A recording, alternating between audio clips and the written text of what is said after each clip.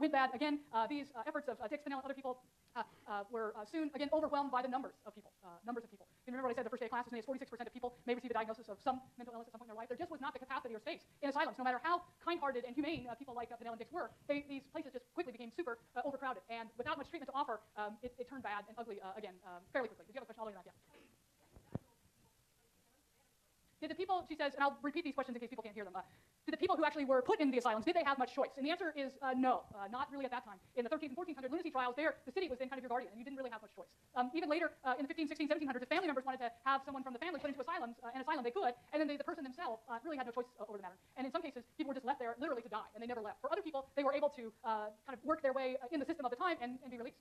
People typically who didn't have a severe mental illness. But it wasn't until really the 18 and 1900s in particular, where there was a whole series of court cases that really helped to define what the rights of people are with mental illness, and they don't need to be confined for the rest of their life. It's a violation of their human rights, and gave people with mental illness choice. And so chapter 16, all the way to the end of our book, covers all of those legal precedents that happened through the course of time to shift the balance from a person with mental illness being put into a hospital or asylum with no choice or rights whatsoever to giving them some rights, and there's still some room for improvement there.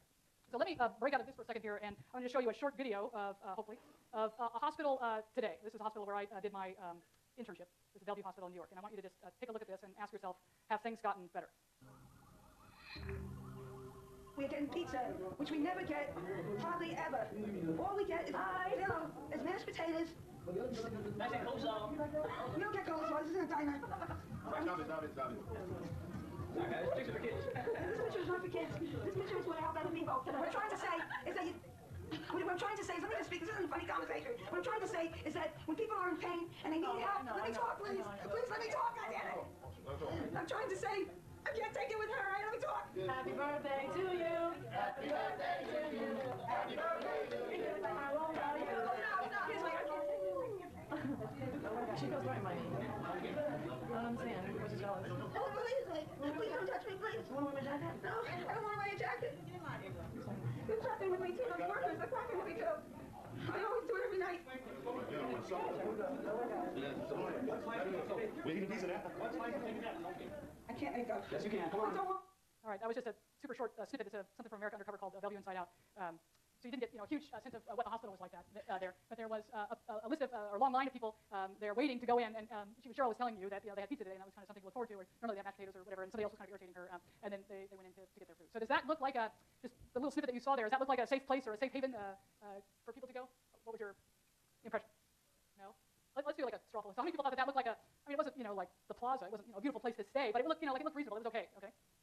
This is one of my hidden talents that I always tell students. I have the ability to look out at a sea of hands and come up with a very precise number. So that was 104 people who said that it looked okay. Now, how many of you thought, looking at that, no, it wasn't the Plaza. It was like, ridiculous. Like it was stark walls and people had to wait in line to get their food. Really, that just doesn't look like we've come very far. How many people think that? About 40. Okay. So those people thought that it looked pretty reasonable. So suggesting that we probably come, a little bit further than the asylums. I didn't have a video, unfortunately, to show you what asylums looked like in that day. But compared to what the pictures look like, maybe we have come a little bit further.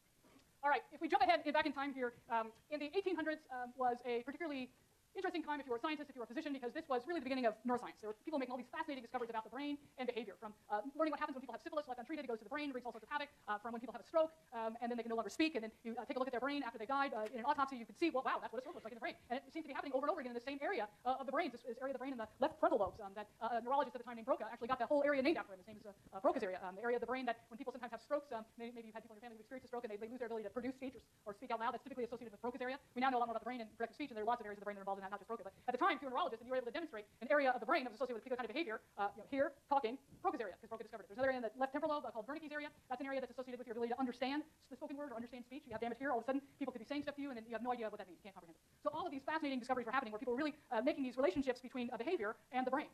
And so that led a number of people to think, well, wait a second, if all of our behavior is somehow controlled by the brain, then when somebody's behavior is a little bit off, a little bit weird, a little bit doesn't make any sense, that must be something wrong with their brain. And so people were generating interesting ideas about how the brain might be responsible for mental illness in the 1800s. At the same time, however, there were neurologists who were looking at some odd behavior, things that we today consider to be mental illness, and they could not find, with the neurology at the time, any neurological explanation for it.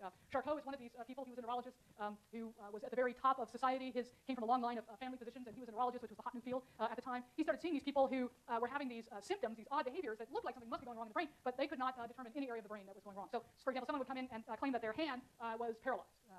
the right hand, nothing else, nothing in the arm, no extreme pain, but just the hand paralyzed, blood paralysis. And it was, the people weren't making this stuff up. They weren't saying my hand's paralyzed, that if you smack them, they, no, and you could smack them, it's not good clinical care, but you could smack them and they wouldn't feel it at all. They'd put their hand over a flame and they wouldn't recoil as their skin, was burning. You could smell it and it was singeing, but they really, were no pain. But there was no neurological explanation for this. And so Charcot became very interested in these particular kinds of cases, these people who had neurological symptoms but no known neurological cause.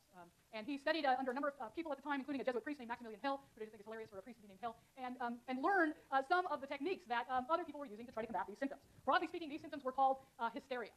If you've heard hysterical, I just said the word hysterical. What does that mean, hysterical? Anyone? Yeah. Out of control. What else does hysterical mean? Hilarious, which means funny. Okay, so it could mean out of control. It could mean riotously funny. And what does hysteria have to do with like neurological symptoms? Hysteria, literally translated. Anybody know what this means?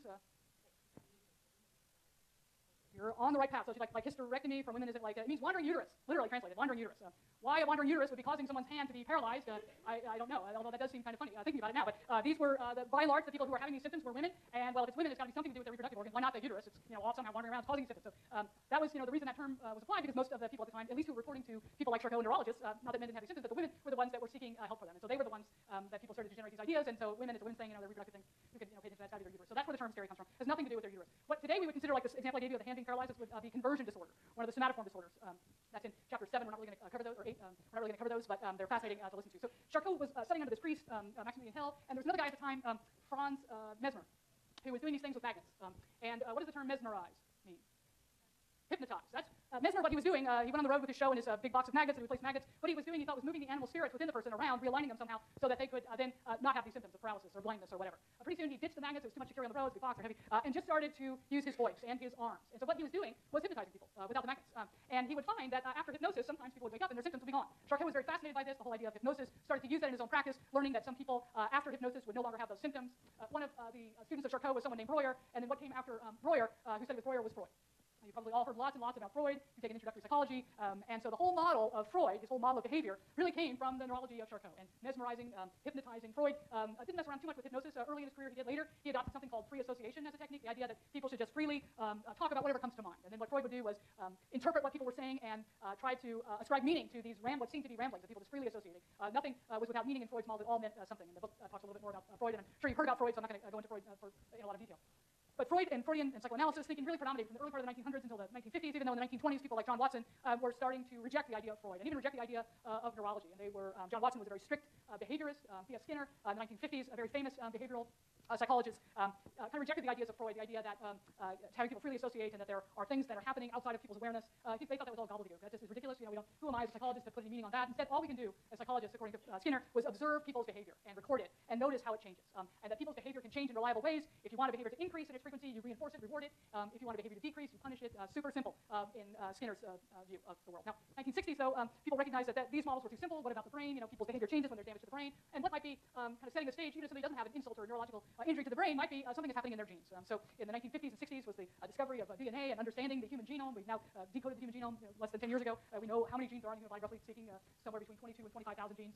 So behavior genetics as a field began really taking off in the 1950s and 60s. And here, we didn't know anything about the genome back then, but we did know how many, the genetic similarity between, say, identical twins and fraternal twins. Any twins in here? Anybody a twin? Surprising that we don't have very many. Okay. So we do have twins. Anybody identical twins? No. Fraternal twins? Any identical twins? Identical twins? Yeah, okay, thank you. So we have at least one. I'm sorry I've not seen the, you guys will just have to start yelling, out like here, I'm a twin, then I'll see you. So we'll talk a lot about twin studies because what started in the 1960s still continues today, where we look at twins as a way of understanding people's genes. And then, getting closer to today, people started to reject the idea. This is Freud was rejected for one of the criticisms of Freud is it wasn't very scientific. You can't really measure some of the things that he's talking about. Who are you to listen to that and make meaning out of it? You can't measure the unconscious. Actually, you can now. We know you can measure it. But at the time, people were rejecting that. So behaviorism became really strong. But then people said, wait a second, people aren't just these automatons that just behave, like a rat pressing a bar, give them a reward, they'll change their behavior. People also think, and the way they think actually dramatically influences their behavior and their emotions and their feelings. And so cognitive models of behavior really started to take off in the 1960s and continues today, looking at things like attributions. If something bad has happened to you, to what do you attribute that bad thing happening? You find yourself on the waiting list for a class. Why did that happen to you? What are the attributions that you make? Well, it's that UC Berkeley, has a crappy system. If you have that kind of attribution, that's likely going to influence your behavior and the way you feel about it. Or if you have an attribution like it's completely out of my control, I don't know what to do. Or I'm just going to go to student services and do something about it. If you have those kind of attribution, your behavior is going to be different. So that's just one example of some of the cognitive models, and we'll talk about attributions when we talk about mood disorders, that really became popular starting in the 1960s. And then neuroscience really took off again in the 1970s. Of course, cognitive neuroscience, anybody here taking Psychology 120, one of our very popular classes in the psychology major, is a very hot field today. Began in the 1970s, where we really started to better understand areas areas of the brain, how they're linked to behavior, how different areas of the brain communicate with one another, how genes help to regulate particular areas of the brain, and how the brain, in turn, regulates the expression of our genes. All of these things, we didn't know that in the 70s, but we know those sorts of things today. And then culture. Finally, starting in maybe the 1980s or so, and continuing in today, people started to ask seriously whether or not people from different cultures experience mental illness in the same way. So the symptoms of schizophrenia are pretty universal across the world. People have identified the symptoms of schizophrenia in Western cultures, in Eastern cultures, in remote cultures where there's no Western influence at all. So it's not culturally specific to the United States. But the meaning of those symptoms in different cultures varies quite a bit. So finally, taking seriously culture has happened. And so today, I'd say, in 2014 or so, most people view mental illness in a multidimensional way, and sometimes it's helpful to think of it as wheels on a spoke. But there are multiple contributors to mental illness. There may be social and cultural contributors, there may be genetic contributors, there may be brain contributors, there may be early psychological childhood development contributors, there may be emotional contributors. There are many things that all work together, and that's what we'll be spending the rest of the semester really emphasizing are the multiple causes that work together to produce today what we consider to be mental illness. So that's what we'll spend most of the semester covering the rest of these. And what we'll do now is take a look at whether or not we think we've learned from history. So this was just a post that was 2010, trying to understand schizophrenia from a blogger. And here's the New York Times. Wake Forest outlasts schizophrenic Texas. I don't know what that has to do with it. It was a basketball game. What this particular headline many people do is that they confuse schizophrenia with a Dr. Jekyll, Mr. Hyde, what today we call dissociative identity disorder. And that's absolutely not schizophrenia. What about this? There's lots and lots of TV shows. Here's just two examples of them, Intervention or Hoarders. Are these shows any different than the people in the 1500s in St. Mary's of Bethlehem parading through for entertainment at the expense of other people with mental illness? Are we still getting entertainment value from people with mental illness? Yes. But are we also learning? Is there something that we can say that is maybe helpful about these shows that you wouldn't have seen in St. Mary's? No, nothing helpful. Anybody? Anything helpful? Yes. So she says, yes, maybe because it's having awareness, and then maybe you know somebody who has one of these issues, and then you might be in a position to actually help them, or maybe at least be more sympathetic. All right, it's time to go. We'll talk next week, or sorry, Thursday, about paradox.